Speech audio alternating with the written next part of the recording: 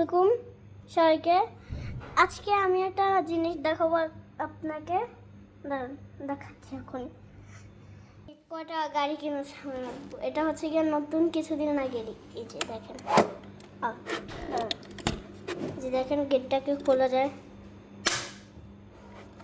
এর মাঝে এটা দেখেন, এটা একটু আগে।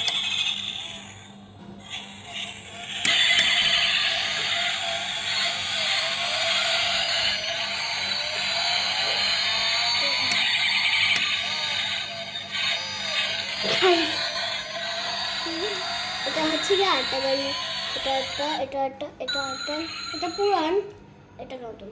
এটা নতুন, এটা একটু হালকা একটু নতুন, এটা হালকা একটু, এটা অনেক পুরান।